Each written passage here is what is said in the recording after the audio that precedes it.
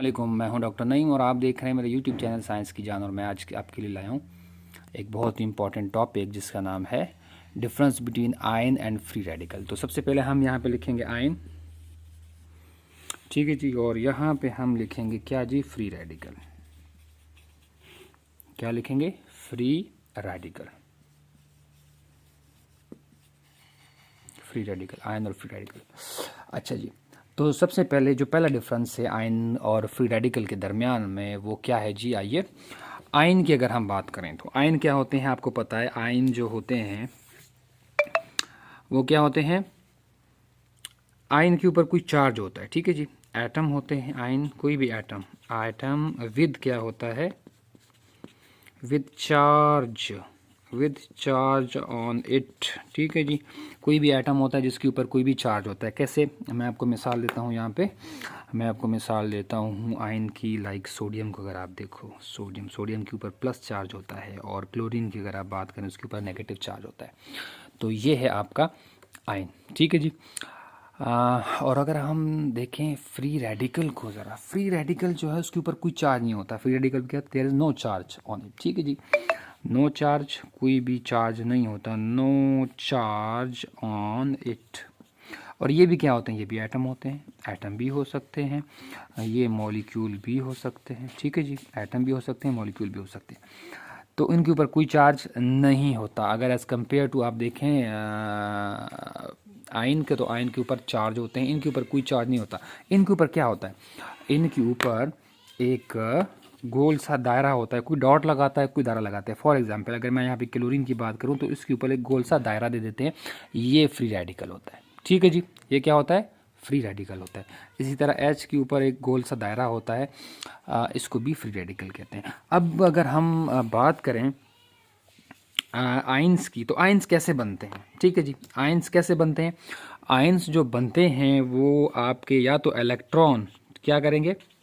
Electrons और ions are formed, कैसे form होते हैं? आर फॉर्म्ड बाय, किस तरह आयंस बनते हैं?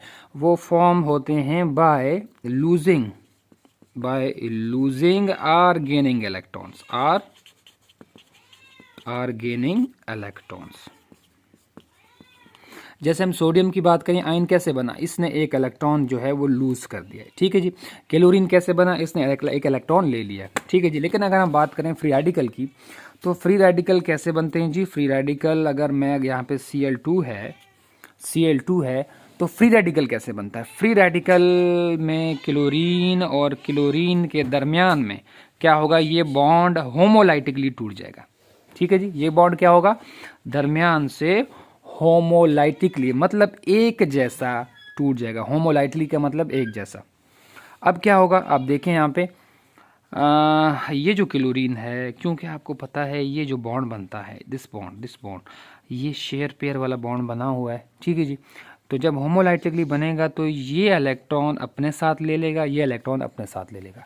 तो क्लोरीन के आखिरी शेल में इलेक्ट्रॉन क्या बचेंगे? जब ये बॉन्ड टूटेगा तो क्लोरीन की आखिरी शेल में जो इलेक्ट्रॉन रहेंगे वो रहेंगे जस्ट कितने इलेक्ट्रॉन रहेंगे? 2 2 4 2 6 1 7, ठीक है जी। तो इससे हमने ज़रा देखा तो ये कितने हो गए? 2 2 4 2 6 1 7 इलेक्ट्रॉन रह गए, ठीक है जी।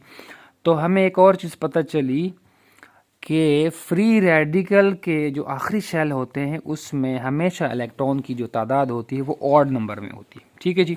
तो हम यहाँ पे लिख लेंगे, ये फर्स्ट वाला था, ये देखो ये फर्स्ट जो है वो डिफरेंस था, ये सेकंड। तो सेकंड डिफरेंस हम यहाँ पे लिखेंगे कि सेकंड डिफरेंस क्या लिखेंगे कि फ्री रेडिकल कैसे बनते हैं? Free FREE, free radical are formed by homolytic, क्या होता है? होमोलाइटिक ब्रेकेज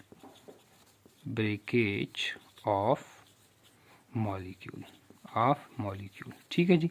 होमोलाइटिक ब्रेकेज हो गई। अब होमोलाइटिक ब्रेकेज किस किस की हो सकती है भाई? हाइड्रोजन H2 का आप किस तरह एग्जाम्पल ले सकते हैं? H और H आपस में इस तरह बॉन्ड बनाते हैं तो ये होमोलाइटिक ब्रेकेज हो जाएगा, ठीक है जी। होमोलाइटिक ब्रेकेज जहाँ से ऐसे हो जाएगा तो क्या बच जाएगा, इसके शेल में भी जस्ट 1 इलेक्ट्रॉन होगा, हम इसको इस तरह लिखेंगे, और इसके शेल में भी इस तरह इलेक्ट्रॉन होगा, हम इसको इस तरह डॉट पे लिखेंगे।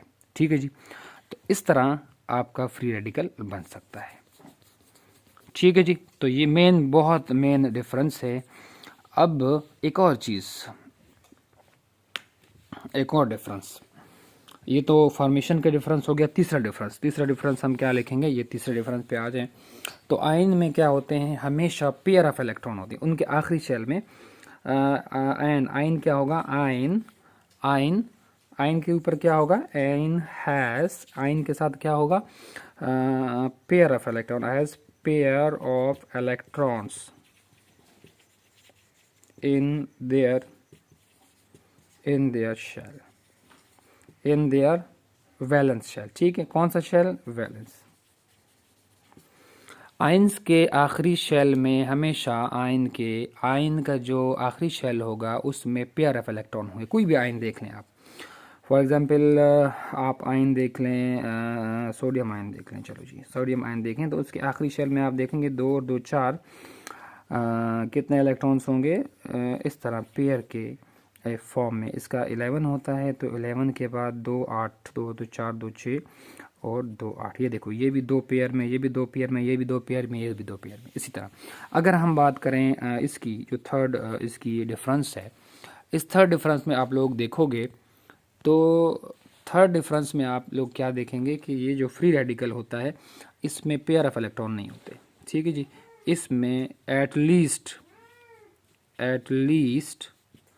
ये जो होगा फ्री इलेक्ट्रॉन मौजूद होगा, free, at least 1 electron is free, at least 1 electron is free, एक इलेक्ट्रॉन लाजमी फ्री होगा।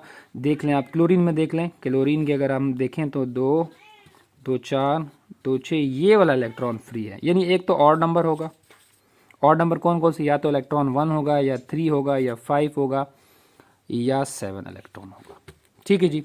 तो इस तरह ये कुछ डिफरेंस हैं आयन और फ्री रेडिकल के अंदर। और भी कुछ इसमें डिफरेंस हैं। और क्या डिफरेंस हैं जी, ये 3 डिफरेंस तो हो गए, चौथा डिफरेंस मैं आपको बता रहा हूँ, आखिरी डिफरेंस होगा ये, और उसके बाद एग्जाम्पल वाला डिफरेंस होगा जी। उसके बाद आयन का जो चौथा डिफरेंस है वो है कि आयन्स जो होते हैं they are form by the,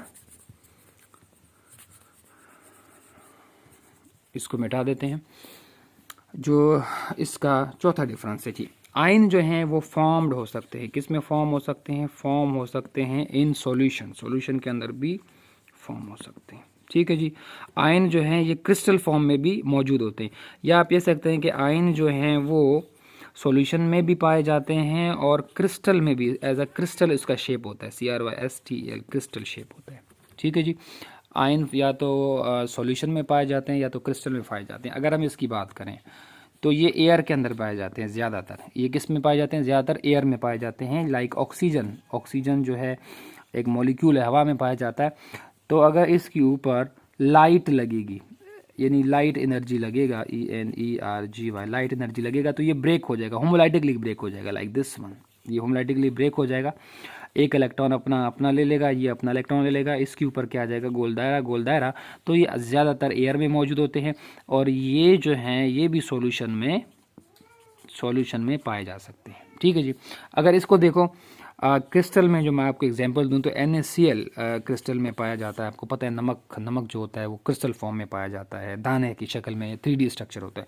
solution के फॉर्म में अगर आप देखें, अगर NaCl को हम वाटर में डाल देंगे तो ये सॉल्यूशन फॉर्म में क्या बन जाएगा, NaOH, इसके साथ रिएक्ट करेगा, वाटर के OH के साथ Na+ इसके साथ रिएक्ट कर देगा, और सेम इसका जो NaCl है, Cl हाइड्रोजन के साथ H करके HCl बना देगा। तो ये भी आयन बन गए। तो आयन जो है वो सॉल्यूशन में भी हो सकते हैं और क्रिस्टल में भी, ये एयर के अंदर भी हो सकते हैं। तो ये था आपका difference between ion and radical. उम्मीद है आपको मेरी वीडियो पसंद आएगी। अगर पसंद आए तो अपने फ्रेंड के साथ ज़रूर शेयर कीजिएगा।